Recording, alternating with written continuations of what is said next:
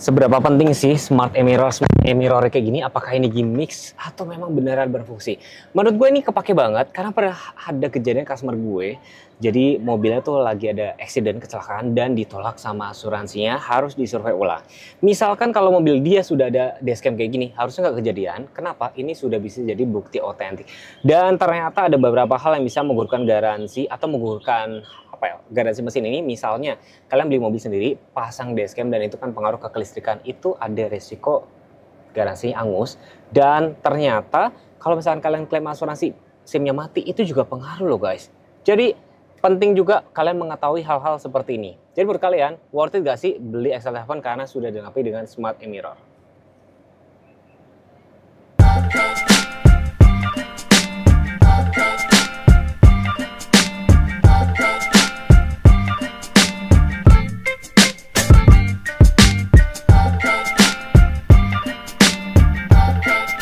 Kalau kemarin saya sudah review XL7 berkali-kali ya, mungkin kali ini saya bakal coba bener-bener ngerasain suspensi berkendara, kekedaban kabin. Kita bakal muter-muter sedikit dan nanti juga cobain untuk speed bump ya, atau speed trapnya. Kira-kira nyaman apa enggak, apalagi masih dalam batas ingatan gue ya. Kemarin gue habis review Honda BR-V, ada juga sama R3, Ras juga tiap hari, sama kemarin BYD M6 ya kan. Jadi kayak ngerasain mobil ini tuh masih enak apa enggak, karena ini di bulan Juni penjualannya mengalahkan Honda BR-V, dimana kita tahu ya Honda BR-V itu fiturnya lebih lengkap. Jadi nanti kita bakal ulas juga kelemahan-kelemahan dan kelebihan. Jadi biar biar netral gitu loh. Tapi penasaran juga nggak sih promo-promonya itu apa aja? Halo semua Bapak Ibu, salam kenal. Saya dengan Ronald, sales konsultan dari Suzuki Pusat Pulau Gadung yang beralamat di Jalan Raya Bekasi KM19. Untuk patokannya ada di depan terminal Pulau Gadung. Selain showroom, kami juga menyediakan bengkel, servis, spare part, dan body repair. Bagi Bapak Ibu yang sudah mempunyai mobil Suzuki, simpan saja nama Ronald di bawah ini. Nanti Ronald bantu untuk booking servisnya. Bagi Bapak Ibu yang ingin memiliki kendaraan baru, sekarang adalah waktu yang tepat. Karena kenapa? Karena kami di Pulau Gadung sedang banyak untuk program dan promo lainnya. Kita ada XL7, mobil terlaris SUV dari Suzuki. Untuk DP kita mulai dari 15 juta atau angsuran di 5 jutaan aja. Di sini kami juga menyediakan mobil R3, mobil MPV yang paling terlaris di Suzuki dengan DP 10 juta dan angsuran di 5 jutaan aja. Bagi Bapak Ibu semua yang sudah berkeliling-keliling mencari mobil Suzuki Jimny, di sini kami sudah menyediakan mobil test drive-nya dan ada juga displaynya. Untuk hitungan simulasi, harga OTR dan lainnya bisa hubungi Ronald langsung di nomor sekian. Terima kasih. Untuk bunga kita mulai dari 0% dan tenor sampai dengan 8 tahun. Untuk Bapak Ibu yang ingin melakukan trade-in dari mobil lama ke mobil baru, kita ada cashback tambahan spesial untuk Bapak Ibu semua. Untuk area kita cover Jabodetabek sampai dengan Serang. Kami juga menyediakan beberapa mobil test drive untuk kebutuhan Bapak Ibu, tapi bila Bapak Ibu tidak dapat ke kantor kami akan antarkan mobil test drive tersebut ke rumah atau ke kantor Bapak Ibu sekalian. Untuk info lebih lanjut bisa hubungi Ronald di 0812 9980 1099 atau bisa janjian langsung dengan Ronald di Suzuki Pusat Pulau Gadung. Terima kasih.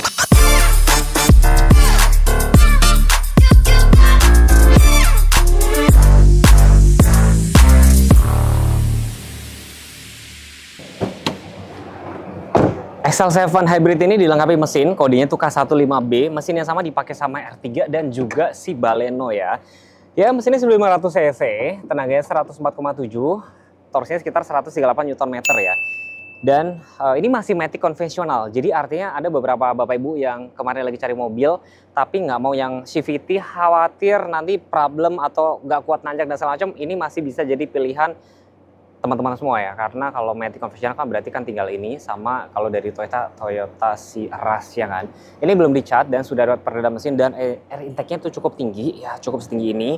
Jadi kalau saya baca-baca dari komen dari teman-teman itu adalah salah satu yang bikin mobil ini laris. Pertama, bentuknya SUV, 3 baris dan ground clearance-nya juga cukup tinggi ya. Sebelum kita ngomongin dimensi, mungkin tampilan dari tampak depan sini lampunya kan beda banget sama R3. Lampunya ini sudah multi reflektor LED dan sudah dilengkapi dengan automatic.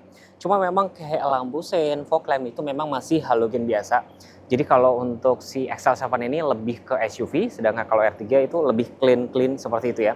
Fitur ADAS bener-bener nggak ada loh guys, dan cuman antenanya juga masih short pole. Nah kalau kita ngomongin panjangnya sekitar 4450 dan wheelbase-nya 2740, itu juga jadi salah satu kelebihannya si XL7. Jadi buat duduk juga lebih nyaman, apalagi buat mobil 3 baris ya. Velgnya itu sebenarnya warnanya hitam black glossy, cuman di sini warnanya sebenarnya tuh kayak agak-agak grey gitu loh. Profil yang dipakai 195 60 ringnya 16. Depan cakram, remnya sudah ABS ABD, tapi belakang memang masih tromol. Dan karena ini konsepnya mobil SUV, tentunya set cladding, set skirt itu bahan dop kayak gini ya. Dan ini karena two-tone, di sini dibikin warna hitam kayak gini. Dan ini roof railnya juga ini cukup kokoh banget. Kayaknya lebih kokoh dibanding sama Honda BRV saya bilang. Handle-nya dia ada smart entry dan sudah di chrome. Yang menarik ya ini tadi.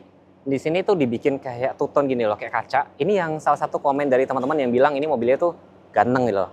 Look, dari tampak samping sini mobilnya emang perindavan banget. Emang iya? Coba dong kalian komen. Tapi kalau warna hitamnya saya suka sih, cakep. Dengan lebar 1775, nah tingginya sekitar 1710. Apa yang menarik di sini ya benar-benar kelemahannya tuh dia tidak ada kayak fitur ada sama sekali.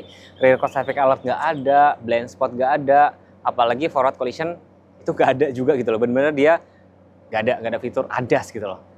Antenanya short pole tadi, jadi nggak ada shark fin di sini. Spoilernya di sini sewarna body, tapi bukan sewarna body, nyebutnya apa ya? Two-tone ya. Jadi hitam sama silver.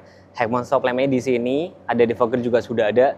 Tapi dengan di sini menambah aksen-aksen itu sih jadi tambah agak cakep sih gitu loh.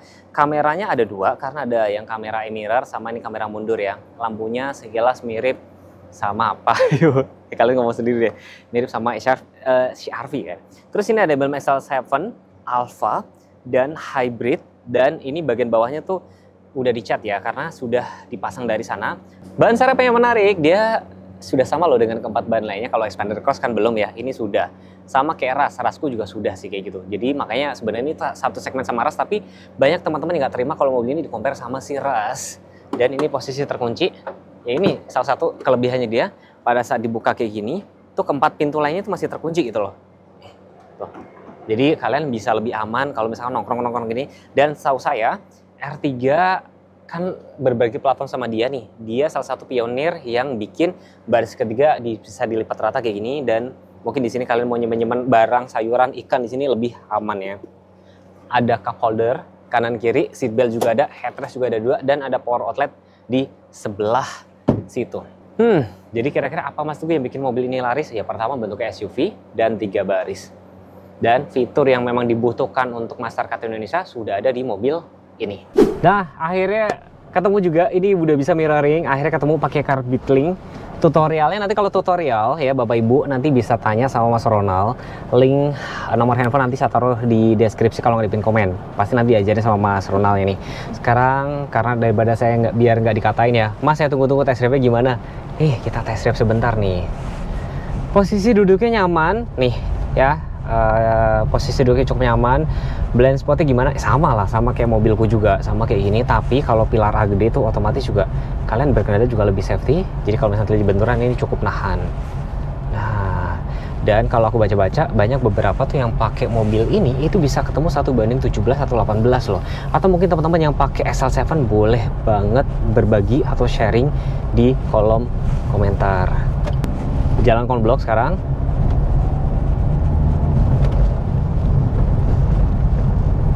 Ini ada kayak got.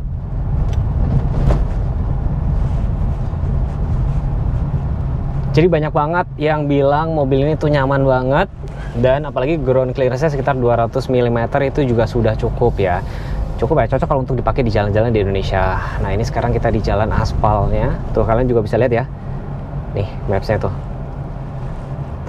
Nah ini kita cobain di jalan-jalan yang rusak.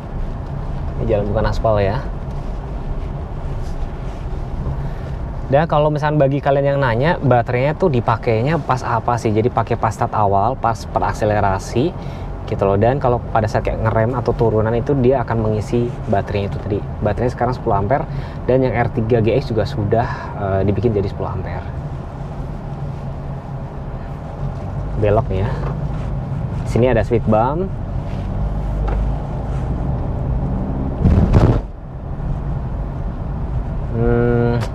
Ini lebih SUV lah kalau dibandingin sama punya si BRV. Ini lebih SUV.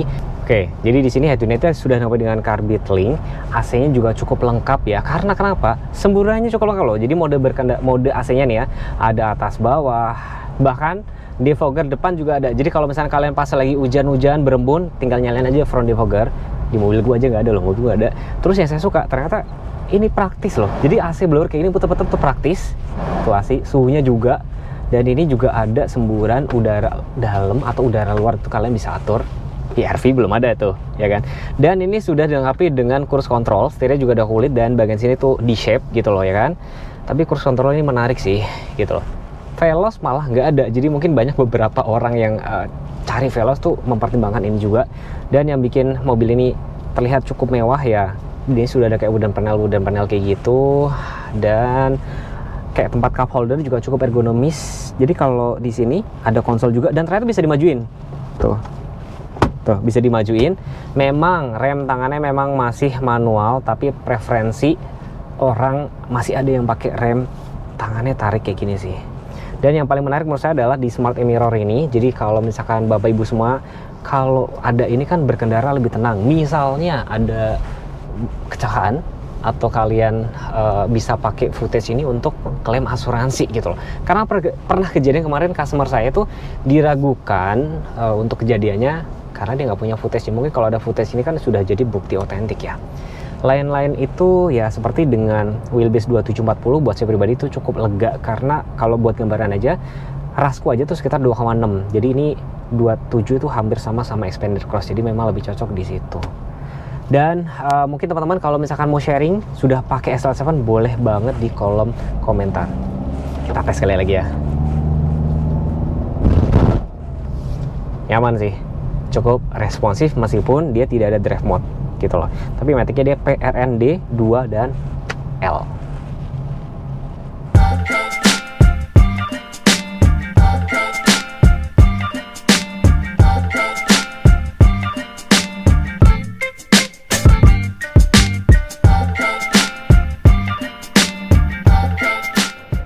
Gimana Mas Teguh rasanya? Ya, rasanya luar biasa. Luar biasa. Jadi gini guys, jadi dari kemarin saya banyak banget review XL7 itu rame. Nah, tadi saya sempetin muter, kenapa? Kemarin ada yang komen, Mas. Iya. Mas, saya udah nungguin kok nggak test drive gitu kan, banyak. Akhirnya saya udahlah puterin sebentar. Jadi biar experience-nya beda. Tadi kan mungkin teman-teman lihat kan videonya pakai GoPro biar tahu suasana di dalam kayak gimana. Ya kalau review udah sering. Mas, ngomong-ngomong ini berarti warna? Ini warna favorit Savona Ivory. Ya. Jadi untuk yang SL7 Two Tone itu ada 3 ya berarti ya? Ada 3 warna ya pilihannya. Putih, Savana Ivory, sama orange ya? Betul. Nih sekaligus saya bacain komen dari teman-teman nih. Jadi pertama, menurut teman-teman nih yang laku, pertama, mobil termurah di kelasnya, SUV 3 baris. Terus air impact-nya cukup tinggi, ground clearance-nya juga tinggi. Oh banyak banget ya. Banyak. Atap kacanya dibikin Two Tone. Iya. Oke. Terus ada e-mirror. Nah, e-mirror nih sebenarnya gimana sih Mas? Iya. Kelebihannya apa gitu? Mungkin bisa dijelasin buat Bapak Ibu semua. Itu kayak semacam dashcam gitu ya untuk kita ngerekam perjalanan, selama perjalanan. Jadi kan lumayan juga kan untuk kita ada misalkan nih amit-amit ya kita ada insiden, kecelakaan atau ditabrak sama orang, kita ada buktinya, barang buktinya. Oke, gitu. Jadi kalau misalnya kalian sudah dari pabrikan, kalian nggak perlu khawatir karena dari pabrikan juga, dia nggak menggugurkan garansi gitu loh ya kan. Betul. Jadi kesimpulannya mobil ini gimana? Ya cukup enak, cuma memang bukan saingan lawan ras, bukan, beda. Ini lebih ke Expander Cross sama Stargazer X. Betul. Pesan saya cuma satu buat Bapak Ibu yang nonton video ini, kalau misalkan mau cari mobil, harus apa nih Mas? Harus test drive dulu pastinya. Nanti bisa langsung hubungi saya, Ronald, di SBT Pulau Gadung. Untuk nomornya ada di bawah ini ya. Ya. Terima kasih buat Mas Ronald, terima kasih buat Suzuki SBT Pulau Gadung sudah dikasih pinjam mobilnya buat kita muter-muter. Next pengen dibuatin video apa tinggal komen aja. Jangan lupa subscribe channel saya, jangan lupa follow Instagram saya atau Instagram Mas Ronald. Ya, wassalamualaikum warahmatullahi wabarakatuh. Bye-bye. Bye-bye.